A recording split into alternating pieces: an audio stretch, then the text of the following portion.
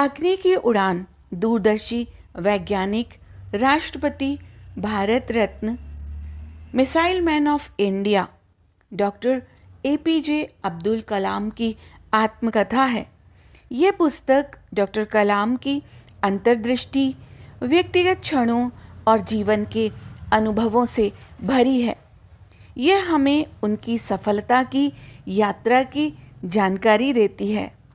Doctor कलाम अपनी जीवन यात्रा का वर्णन करके हमें अपनी आंतरिक आग और क्षमता से पहचान करने के लिए प्रेरित करते हैं, क्योंकि उनका दृढ़ विश्वास था कि हम में से हर कोई दुनिया में ठोस बदलाव लाने की क्षमता और ताकत के साथ पैदा हुआ है। आइए सुनते हैं डॉक्टर कलाम की आत्मकथा विंग्स ऑफ फायर का हिंदी अनुवाद, अग्नि की उड़ान भाग 2। रामनाथपुरम के श्वार्ट्ज हाई स्कूल में मन लग जाने के बाद मेरे भीतर का 15 साल का किशोर बाहर निकल पड़ा। मेरे एक शिक्षक अयादुरई सोलोमन उन उत्सुक छात्रों के लिए एक आदर्श मार्गदर्शक थे जिनके समक्ष उस समय संभावनाओं और विकल्पों की अनिश्चितता थी। वह बहुत ही स्नेही, खुले दिमाग वाले व्यक्ति थे और छात्रों का उत्साह बढ़ाते रहते थे। इससे छात्र बहुत ही सुखद महसूस करते थे। सोलोमन कहा करते थे कि एक कुशल शिक्षक से कमजोर छात्र जो सीख पाता है, उसकी तुलना में एक होशियार छात्र कमजोर शिक्षक से कहीं ज़्यादा सीख सकता है। रामनाथपुरम में रहते हुए अयादुरई सोलोमन से मेरे संबंध गुरु शिष्य के नाते से अलग हटकर काफ़ी प्रगाढ़ हो गए थे।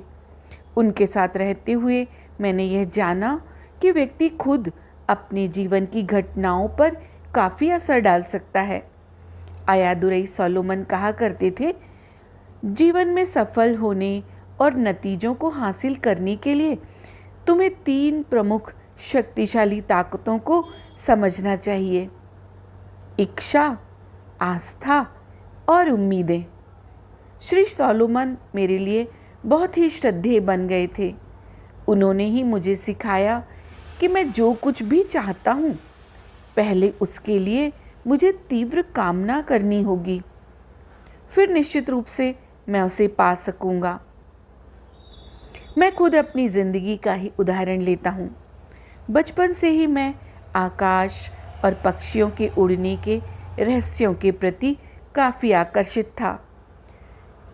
मैं सारस को समुद्र के ऊपर मंडराते और दूसरे पक्षियों को ऊंची उड़ानें भरते देखा करता था। हालांकि मैं एक बहुत ही साधारण स्थान का लड़का था, लेकिन मैंने निश्चय किया कि एक दिन मैं भी आकाश में ऐसी ही उड़ानें भरूंगा। और वास्तव में कालांतर में उड़ान भरने वाला मैं रामेश्वरम का पहला बालक निकला। अयादुरई सोलोमन सचमुच एक महान शिक्षक थे, क्योंकि वह सभी छात्रों को उनके भीतर छिपी शक्ति एवं योग्यता का आभास कराते थे। सोलोमन ने मेरे स्वाभिमान को जगाकर एक ऊंचाई दी थी और मुझे एक ऐसे माता पिता के बेटे जिन्हें शिक्षा का अवसर नहीं मिल पाया था, यह आश्वस्त कराया कि मैं भी अपनी उन आकांक्षाओं को पूरा कर सकता हूँ जिनकी मैं इच्छा रखता हूँ। वे कहा करते थे, निष्ठा एवं विश्वास से तुम अपनी नियति बदल सकते हो। बात उस समय की है जब मैं 4th फॉर्म में था। सारी कक्षाएं स्कूल के अहाते में अलग अलग झुंडों के रूप में लगा करती थी। एक दिन मेरे गणित के शिक्षक रामकृष्ण अय्यर एक दूसरी कक्षा को पढ़ा रहे थे। अनजाने में ही मैं उस कक्षा से होकर निकल गया। तुरंत ही एक प्राचीन परंपरा वाले तानाशाह गुरु की तरह रामकृष्ण अय्यर ने मुझे गर्दन से पकड़ा और भरी कक्षा के सामने मुझे बेत लगाए। कई महीनों बाद जब गणित में मेरे पूरे नंबर आए, तब रामकृष्ण अय्यर ने स्कूल की सुबह की प्रार्थना में सबके सामने यह घटना सुनाई। मैं जिसको बेंत से पिटाई करता हूँ वह एक महान व्यक्ति बनता है। मेरे शब्द याद रखिए, यह छात्र विद्यालय और अपने शिक्षकों का गौरव बनने जा रहा है। उनके द्वारा की गई यह प्रशंसा क्या एक भविष्यवाणी थी? श्वार्ट्ज हाई स्कूल से शिक्षा पूरी करने के बाद मैं सफलता हासिल करने के प्रति आत्मविश्वास से सरोबार छात्र था। मैंने एक क्षण भी सोचे बिना और आगे पढ़ाई करने का फैसला कर लिया। उन दिनों हमें व्यावसायिक शिक्षा की संभावनाओं के बारे में कोई जानकारी तो थी नहीं। उच्च शिक्षा का सीधा सा अर्थ कॉलेज जाना समझा जाता था। सबसे नज़दीक कॉलेज तिरुचिरापल्ली में था। उन दिनों इसे तिरुचनोपोली कहा जाता था और संक्षेप में त्रिची। सन 1950 में इंटरमीडिएट की पढ़ाई के लिए मैंने त्रिची के सेंट जोसेफ कॉलेज में दाखिला ले लिया। परीक्षाओं में डिवीज़न लाने की दृष्टि से तो मैं कोई होशियार छात्र नहीं था, लेकिन रामेश्वरम के अपने उन दो उस्तादों जलालुद्दीन व शमसुद्दीन का मैं शुक्रिया अदा करता हूँ, जिनसे मैंने जो व्यवहारिक ज्ञान हासिल किया उसने मुझे कभी नीचा नहीं देखने दिया। जब कभी भी मैं त्रिची से रामेश्वरम लौटता तो मेरे बड़े भाई मुस्तफ़ा कलाम, जो रेलवे स्टेशन रोड पर एक परचून की दुकान चलाते थे, मुझसे थोड़ी बहुत मदद करवा लेते थे और कुछ कुछ घंटों के लिए दुकान को मेरे जिम्मे छोड़ जाते थे। मैं तेल, प्याज, चावल और दूसरा हर सामान बेच लेता था। मैंने पाया कि सिगरेट और बीड़ी सबसे ज़्यादा बिकने वाली वस्तुएं थीं। मुझे ताज्जुब हुआ करता था कि गरीब लोग अपनी कड़ी मेहनत की कमाई को किस तरह धुएं में उड़ा देते हैं। जब मैं मुस्तफ़ा के यहाँ से खाली हो जाता तो अपने भाई कासिम मोहम्मद की दुकान चला जाता।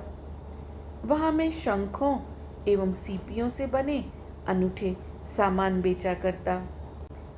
मैं सौभाग्यशाली था कि सेंट जोसेफ कॉलेज में मुझे फादर T.N.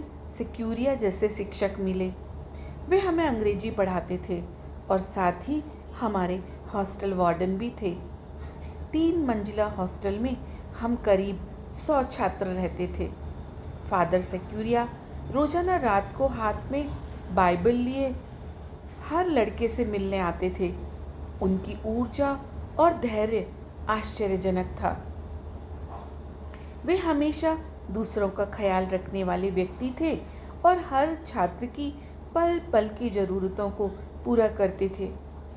उनके निर्देश पर ही दिवाली के अवसर पर हमारे हॉस्टल का इंचार्ज और मैथ्स के लोग सभी छात्रों के कमरे में जा जाकर पवित्र स्नान के लिए उन्हें तिल का तेल देते।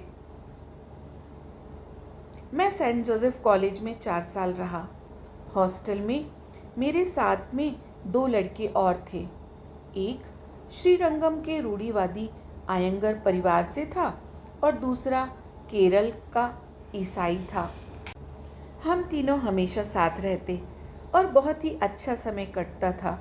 जब मैं कॉलेज के 3रे साल में था तब मुझे हॉस्टल में शाकाहारी मेस का सचिव बना दिया गया। एक रविवार को हमने कॉलेज के प्रमुख फादर कलाथिल को दोपहर के भोज पर आमंत्रित किया।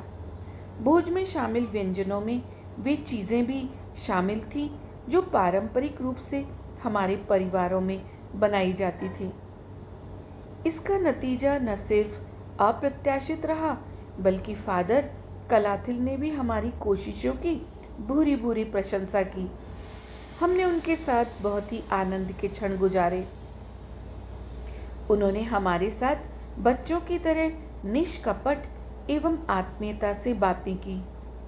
हम सबके लिए यह यादगार घटना थी। सेंट जोसेफ के मेरे शिक्षक कांची परमाचार्य के सच्चे अनुयायी थे, जो देने में ही जीवन का सच्चा आनंद है मत के प्रणेता थे। मेरे गणित के शिक्षकों प्रोफेसर पार्थुथार्थी आयंगर और प्रोफेसर सूर्यनारायण शास्त्री के कॉलेज परिसर में साथ साथ टहलने की जीवंत स्मृति मेरे लिए हमेशा प्रेरणा का स्रोत बनी रही। जब मैं सेंट जोसेफ कॉलेज के अंतिम वर्ष में था, तभी मुझे अंग्रेजी साहित्य पढ़ने का चस्का लगा। मैंने टॉलस्टॉय, स्कॉट और हार्डी को पढ़ना शुरू किया।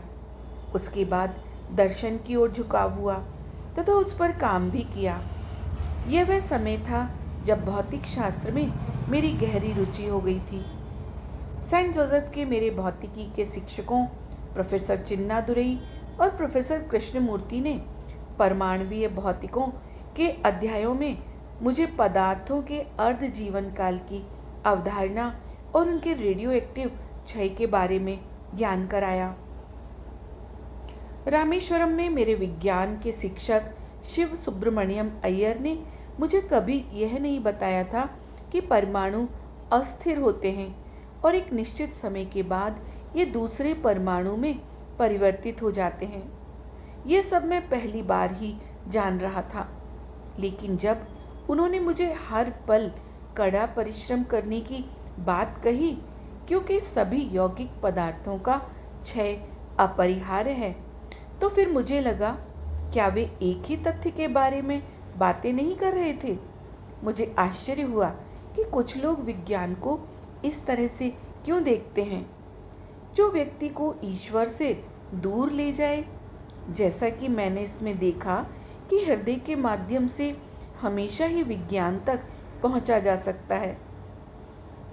मेरे लिए विज्ञान हमेशा आध्यात्मिक रूप से समृद्ध होने और आत्मज्ञान का रास्ता रहा।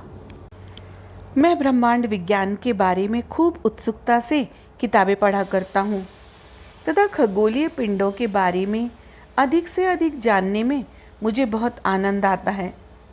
कई मित्र मुझसे अंतरिक्ष उड़ानों से संबंधित प्रश्न पूछ लेते हैं और कई बार चर्चा ज्योतिष में चली जाती है। ईमानदारी से मैं वाकई अभी तक इस बात का कारण नहीं समझ पाया हूँ कि क्यों लोग ऐसा मानते हैं कि हमारे सौर परिवार के दूरस्थ ग्रहों का जीवन की रोजमर्रा की घटनाओं पर प्रभाव पड़ता है। एक कला के रूप में मैं ज्योतिष के खिलाफ नहीं हूँ, लेकिन अगर विज्ञान की आड़ में इसे गलत तरीके से स्वीकार किया जाता है तो मैं इसे नहीं मानता। मुझे नहीं पता कि ग्रहों, नक्षत्रों, तारामंडलों और यहाँ तक कि उपग्रहों के बारे में इन मिथकों ने कैसे जन्म लिया। ब्रह्मांडीय पिंडों की अत्यधिक शुद्ध गति की जटिल गणनाओं में हेर फेर करके यदि व्यक्तिपरक नतीजे निकाले जाएं तो वे मुझे अतार्किक लगते हैं। जैसा कि मैं देखता हूँ कि पृथ्वी ही सबसे शक्तिशाली और ऊर्जावान ग्रह है। जॉन मिल्टन ने इसे पैराडाइज लॉस्ट पुस्तक 8 में बड़ी ही खूबसूरती से व्यक्त किया है।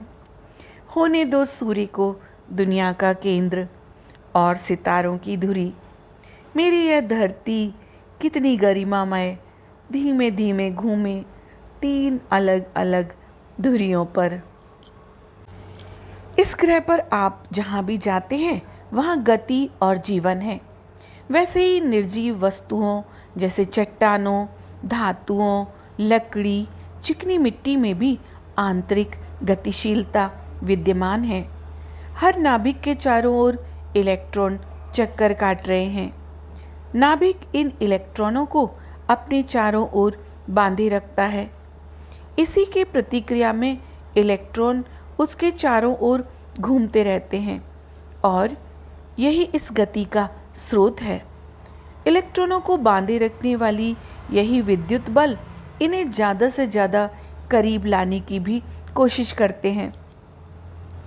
इलेक्ट्रॉन एक निश्चित ऊर्जा वाले उस पृथक कण के रूप में है जो नाभिक से बंधा हुआ है। इलेक्ट्रॉनों पर नाभिक की पकड़ जितनी मजबूत होगी, कक्षा में इलेक्ट्रॉनों की गति भी उतनी ही तीव्र होगी। वास्तव में यह गति 1000 किलोमीटर प्रति सेकंड तक की होती है। उस अत्यधिक वेग के कारण परमाणु एक ठोस गोले की भांति नजर आता है। जैसे तेज गति में घूमता हुआ पंखा एक थाली की तरह दिखता है। परमाणुओं को और संपीड़ित करना या कहें एक दूसरे के करीब लाना बहुत ही मुश्किल है, और यही किसी पदार्थ का भौतिक स्वरूप होता है। इस प्रकार हर ठोस वस्तु के भीतर काफ़ी खाली स्थान होता है और हर स्थिर वस्तु के भीतर बड़ी हलचल होती रहती है। ये ठीक उसी तरह से है जैसे हमारे जीवन के प्रत्येक क्षण में पृथ्वी पर भगवान शिव का शाश्वत नृत्य हो रहा होता है। सेंट जोसेफ कॉलेज में जब मैंने बीएससी में दाखिला लिया था, तब मैं उच्च शिक्षा के किसी और विकल्प के बारे में बिल्कुल अनभिज्ञ था। न ही भविष्य के अवसरों के बारे में मेरे पास वे सूचनाएं थीं जो एक विज्ञान के विद्यार्थी के पास होनी चाहिए। बीएससी के बाद ही मुझे यह महसूस हो गया था कि भौतिकी मेरा विषय नहीं है। मुझे अपना सपना पूरा करने के लिए इंजीनियरिंग में जाना था। इंजीनियरिंग में तो मैं इंटरमीडिएट की पढ़ाई पूरी करके भी जा सकता था। दुर्घटना से देर भली मैंने खुद को ही समझाया और Madras institute of technology MIT में दाखिले के लिए चक्कर लगाने शुरू कर दिए। उस समय दक्षिण भारत में तकनीकी शिक्षा के लिए मशहूर यह एक विशिष्ट संस्थान था। संस्थान के चयनित उम्मीदवारों की सूची में मेरा नाम तो आ गया, लेकिन इस प्रसिद्ध संस्थान में दाखिला लेना काफ़ी खर्चीला था। इसके लिए करीब 1000 रुपये की ज़रूरत थी और मेरे पिताजी के पास इतना पैसा कभी हुआ ही नहीं। ऐसे वक्त में मुझे पढ़ाने के लिए मेरी बहन जौहरा आगे आई और मेरी फीस के लिए उन्होंने अपने हाथों के कड़े तथा हार गिरवी रख दिए। मुझे शिक्षित देखने का उनमें जो दृढ़ संकल्प था और मेरी योग्यताओं एवं क्षमताओं को लेकर उनका जो भरोसा था, वह मुझे गहराई तक छू गया। मैंने अपनी कमाई से ही उनके गिरवी जेवरों को छुड़ाने की ठानी। उस समय मेरे सामने पैसा कमाने का सिर्फ यही रास्ता था कि मैं कड़ी मेहनत करूं और छात्रवृत्ति हासिल करूं। मैं पूरी मेहनत एवं लगन से पढ़ाई में जुट गया। MIT में मुझे सबसे ज़्यादा उन 2 विमानों ने आकर्षित किया जो वहाँ उड़ान संबंधी मशीनों की विभिन्न कार्यप्रणालियाँ समझाने के लिए प्रदर्शन के तौर पर रखे गए थे। इन विमानों के प्रति मुझे गहरा लगाव हो गया था। दूसरे छात्रों के हॉस्टल लौट जाने के बाद भी मैं उनके पास बहुत देर तक बैठा रहता, एक पक्षी की तरह स्वतंत्र रूप से आकाश में विचरण करने की मनुष्य की इच्छा की मन ही मन प्रशंसा करता। पहला साल पूरा कर लेने के बाद जब मुझे एक विशेष विषय का चुनाव करना था, तो मैंने वैमानिकी एरोनॉटिकल इंजीनियरिंग की दिशा चुनी और इसे ही अपना विशेष विषय बनाया। अब मेरे दिमाग में लक्ष्य एकदम स्पष्ट था। मुझे विमान उड़ाना था। अपने भीतर आग्रहिता की कमी के बारे में जानते हुए भी मैंने ये निश्चय कर लिया था। शुरू से ही विनम्र स्वभाव होने की वजह से मुझ में यह कमी थी कि मैं आग्रही या दावा करने वाला नहीं था। इसी दौरान मैंने अलग अलग तरह के लोगों से संवाद कायम करने की कोशिश की। इस दौरान मुझे कई बाधाएं आईं, निराशा हुई और मन में भटकाव आया, लेकिन पिताजी के प्रेरणास्पद वाक्यों ने मुश्किलों के इस दौर में भी मुझे डिगने नहीं दिया। वे कहते थे, वह जो दूसरों को समझता है वही सीख लेता है, लेकिन बुद्धिमान वह है जो खुद स्वयं को जान लेता है। बुद्धि के बिना सीखा गया ज्ञान किसी काम का नहीं होता। MIT में पढ़ाई के दौरान 3 शिक्षकों ने मेरी अप्रकट सोच को मूर्त रूप दिया। उन तीनों के संयुक्त योगदान से ही वह नींव पड़ी जो आगे चलकर मेरा व्यावसायिक कार्यक्षेत्र बनी। ये 3 शिक्षक थे प्रोफेसर स्पांडर, प्रोफेसर के पंदलाई और प्रोफेसर नरसिंह राव। इनमें प्रत्येक शिक्षक अलग अलग क्षेत्रों में विलक्षण व्यक्तित्व के धनी थे। वे तीनों ही अपनी प्रतिभा एवं अथक उत्साह से छात्रों की बौद्धिक भूख शांत करने के काम में लगन से लगे रहते थे। प्रोफेसर स्पांडर ने मुझे तकनीकी वैमानिकी गति के विषय पढ़ाया। वे ऑस्ट्रिया के थे और वैमानिकी इंजीनियरिंग का उनको खास अनुभव था। द्वितीय विश्व युद्ध के दौरान वे नाजियों द्वारा बंदी बना लिए गए थे और उन्हें एक नज़रबंद शिविर में कैद रखा गया था। स्वाभाविक था कि जर्मनों के प्रति उनमें घृणा भर गई। संयोग से वैमानिकी विभाग के प्रमुख एक जर्मन व्यक्ति थे, प्रोफेसर वॉल्टर रैम्पथिन। उस समय MIT के डायरेक्टर डॉक्टर कुर्ट टैंक हुआ करते थे। वे वैमानिकी इंजीनियरिंग के क्षेत्र में एक जानी मानी हस्ती थे और जर्मनी के एक सीट वाले लड़ाकू विमान फोक वुल्फ FW-190 का डिज़ाइन उन्होंने ही तैयार किया था। द्वितीय विश्व युद्ध के समय का यह एक असाधारण लड़ाकू विमान था। बाद में डॉक्टर टैंक बेंगलोर स्थित हिंदुस्तान एरोनॉटिकल लिमिटेड HAL में चले गए और वहां उन्होंने भारत का पहला लड़ाकू विमान HF-24 मारुत तैयार किया। इन संकटों एवं नाजियों के कष्टों के बावजूद प्रोफेसर स्पांडर ने अपने व्यक्तित्व को बचाए रखा और उच्च व्यावसायिक मानदंडों को भी बनाए रखा। वे हमेशा शांत रहते थे और ऊर्जावान थे। स्वयं पर उनका पूरा नियंत्रण था। वे नई से नई तकनीक के बारे में पूरी जानकारी रखते थे और अपने विद्यार्थियों से भी यही उम्मीद रखते थे। वैमानिकी इंजीनियरिंग को अपना विषय चुनने से पहले मैंने उनसे विचार विमर्श किया था। उन्होंने मुझसे कहा कि किसी को भविष्य को लेकर कभी भी चिंता नहीं करनी चाहिए, बल्कि इसके बजाय ज़्यादा महत्वपूर्ण बात तो यह है कि पढ़ाई के लिए जो भी क्षेत्र चुना है उस विषय में पूरी मेहनत, उत्साह और धैर्य के साथ पढ़ाई करनी चाहिए।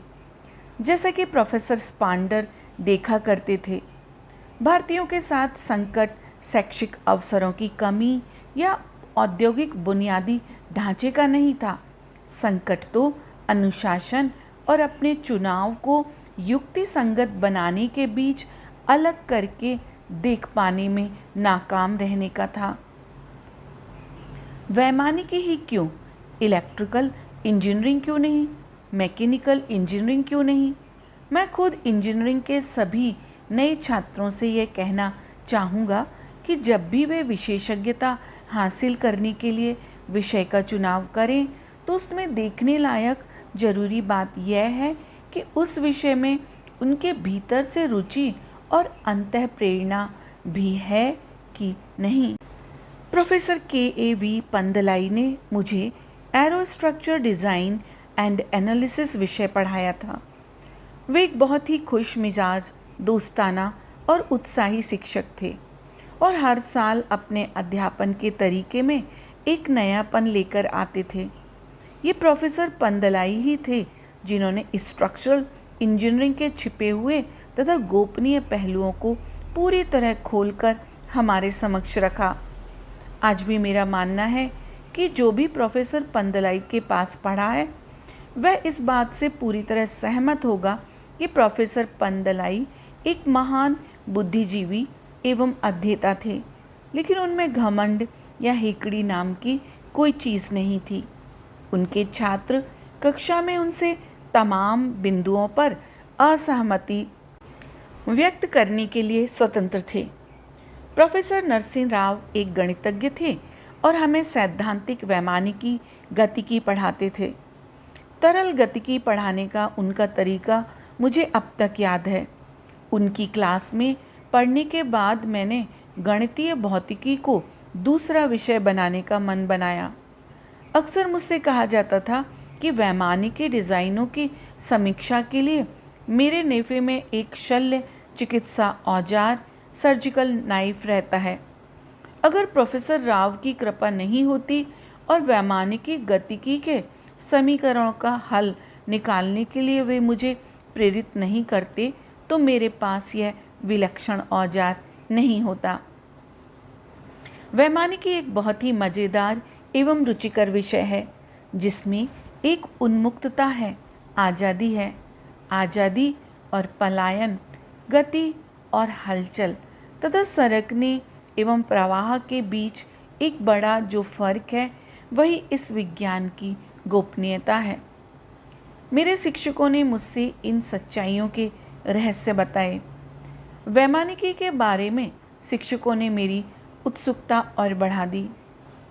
उनकी बौद्धिकता के उत्ताप, विचारों की शुद्धता तथा धैर्य ने मुझे तरल गतिकी के गंभीर अध्ययन में काफ़ी मदद पहुंचाई। तरल गतिकी के इस अध्ययन में संपीड़ित मध्यम गति, प्रघाती तरंगों एवं प्रघात का विकास, बढ़ती गति पर प्रवाहित द्रव का पृथक्करण, प्रघात रोकना और प्रघात उत्पन्न करना जैसे विषय शामिल थे। धीरे धीरे मेरे मस्तिष्क में ढेर सारी जानकारियाँ जमा हो गईं। हवाई जहाज़ों के नए नए रूप विभिन्न तरह से सामने आने लगे। द्वितल विमान, बाईप्लेन, एक तलीय विमान, मोनोप्लेन, बिना पिछले हिस्से वाले विमान, tailless plane, delta wing plane, इन सब की महत्ता मेरे लिए बढ़ती जा रही थी। मेरे तीनों शिक्षक जो अपने अपने विषय के दिग्गज थे, मेरा इस बारे में ज्ञान और बढ़ाने में मदद करते। मेरा तीसरा और MIT के अंतिम वर्ष एक संक्रमण के रूप में था और मेरे आने वाले जीवन में इसका गहरा असर पड़ना था। उन दिनों पूरे देश में राजनीतिक समझ बनवाने और औद्योगिक प्रयासों की एक नई बयार आई हुई थी। मैंने ईश्वर में अपने विश्वास की परीक्षा ली और यह जानना चाहा कि क्या यह वैज्ञानिक सोच प्रगति के तरीकों में कहीं उचित साबित हो सकती है। इसके बाद जो स्वीकार्य विचार था वह यह कि सिर्फ वैज्ञानिक विधियां ही ज्ञान का एकमात्र सही रास्ता है। मुझे आश्चर्य हुआ, यदि ऐसा है तो क्या पदार्थ ही अंततः वास्तविकता और आध्यात्मिक प्रक्रिया है, न कि पदार्थ की अभिव्यक्ति। क्या सभी नैतिक मूल्य आपस में एक दूसरे से जुड़े हुए हैं। कोर्स पूरा हो जाने के बाद मुझे नीचे आकर करीब से हमला करने वाले लड़ाकू विमान का डिज़ाइन तैयार करने की परियोजना में लगा दिया गया। इस परियोजना में मेरे साथी थे। मैंने वायुगति के डिज़ाइन को तैयार करने और उसकी ड्राइंग बनाने की जिम्मेदारी ली, जबकि मेरी टीम के साथियों को विमान के प्रणोदन, संरचना, नियंत्रण और उपकरणों के डिज़ाइन तैयार करने का काम सौंपा गया था। एक दिन मेरे डिज़ाइन शिक्षक प्रोफेसर श्रीनिवासन ने, जो उस समय MIT के निदेशक भी थे, मेरे काम की समीक्षा की और इसे निराशाजनक बताते हुए इस पर अपना असंतोष व्यक्त किया। काम में देरी के लिए मैंने उनसे कई बार माफ़ी मांगी और अपनी सफाई दी, लेकिन प्रोफेसर श्रीनिवासन ने एक नहीं सुनी। आखिरकार काम पूरा करने के लिए मैंने उनसे 1 महीने का वक्त मांगा। कुछ क्षण के लिए उन्होंने मेरी ओर देखा और बोले, देखो नौजवान, आज शुक्रवार है, मैं तुम्हें 3 दिन का वक्त देता हूँ। अगर सोमवार सुबह तक मुझे ये ड्राइंग नहीं मिली तो तुम्हारी छात्रवृत्ति रोक दी जाएगी। मेरे मुंह से शब्द नहीं निकले। छात्रवृत्ति ही मेरा सब कुछ थी और अगर यह वापस ले ली जाती तो मैं एकदम असहाय हो जाता। मेरे सामने कोई दूसरा रास्ता नहीं था सिवाय इसके कि मैं उनके निर्देश के अनुसार अपना काम पूरा कर लेता। उस रात मैंने खाना नहीं खाया और रात भर ड्राइंग बोर्ड पर काम करता रहा। अगली सुबह सिर्फ घंटे भर के लिए समय निकाला, जिसमें तैयार होकर नाश्ता किया, रविवार के सुबह मेरा काम पूरा हो गया। तभी अचानक मुझे लगा कि मेरे कमरे में कोई है। प्रोफेसर श्रीनिवासन दूर से खड़े मुझे देख रहे थे। वे सीधे जिमखाना से आ रहे थे और टेनिस के कपड़ों में थे तथा मेरा काम देखने के लिए ही यहाँ रुके थे। मेरा काम देखने के बाद उन्होंने मुझे अपने गले लगा लिया और तारीफ करते हुए मेरी पीठ थपथपाई। उन्होंने कहा, मुझे पता था कि तुम्हारे भीतर तनाव पैदा हो रहा है और काम पूरा करने के लिए मैं जो समय तुम्हें दे रहा हूँ उसमें वह संभव नहीं होगा। मुझे जरा भी उम्मीद नहीं थी कि इतने भयंकर तनाव में तुम अपना काम पूरा कर लोगे। परियोजना की शेष अवधि के दौरान मैंने एक निबंध प्रतियोगिता में हिस्सा लिया। उसका आयोजन MIT तमिल संगम ने किया था। तमिल मेरी मातृभाषा है। उसकी उत्पत्ति पर मुझे गर्व है। उसकी उत्पत्ति का काल रामायण काल से भी पहले अगस्त्य मुनि के समय का है और इसका साहित्य ईसा पूर्व 5वीं शताब्दी का है। ऐसा कहा जाता है कि इस भाषा को व्याकरणाचार्यों ने एक विशिष्ट रूप दे दिया है और अपने स्पष्ट तर्कों के लिए इसे अंतर्राष्ट्रीय स्तर पर सम्मान अर्जित है। मुझे यह सुनिश्चित करते हुए बहुत ही उत्साह हो रहा था कि विज्ञान भी इस अद्भुत भाषा के दायरे से बाहर नहीं है। मैंने आइए अपना विमान खुद बनाएं, let's make our own aircraft शीर्षक से तमिल में एक लेख लिखा। लेख सचमुच बहुत ही रुचिकर था और मैं प्रतियोगिता में जीत गया और पहला इनाम पाया। मुझे यह पुरस्कार लोकप्रिय तमिल संपादक आनंद विक्टन के संपादक देवन ने दिया था। MIT से जो मेरी सबसे गहरी याद जुड़ी है वह प्रोफेसर स्पांडर से संबंधित है। विदाई समारोह के दौरान हमें एक सामूहिक फ़ोटो खिंचवाना था। स्नातक पास करने वाले सभी छात्र 3 पंक्तियों में खड़े थे और सभी प्रोफेसर आगे वाली पंक्ति में बैठे हुए थे। प्रोफेसर स्पांडर खड़े हुए और मुझे देखा। मैं तीसरी पंक्ति में खड़ा हुआ था। यहाँ आओ और आगे की पंक्ति में मेरे साथ बैठो, प्रोफेसर स्पांडर ने कहा। उन्होंने दोबारा मुझे आगे आने को कहा। तुम मेरे सबसे प्रिय छात्र हो। तुम्हारी कड़ी मेहनत ही भविष्य में तुम्हारे शिक्षकों का नाम रोशन करेगी। उनकी इस प्रशंसा से मेरे समक्ष एक कठिनाई खड़ी हो गई, लेकिन अपने काम के सम्मान की वजह से मैं प्रोफेसर स्पांडर के पास जाकर बैठ गया। मुझे विदाई देते वक्त प्रोफेसर स्पांडर ने कहा, ईश्वर तुम्हारी उम्मीदें पूरी करे, तुम्हें सहारा दे, तुम्हें रास्ता दिखाए और भविष्य की यात्रा में तुम्हारा पथ प्रदर्शक बने।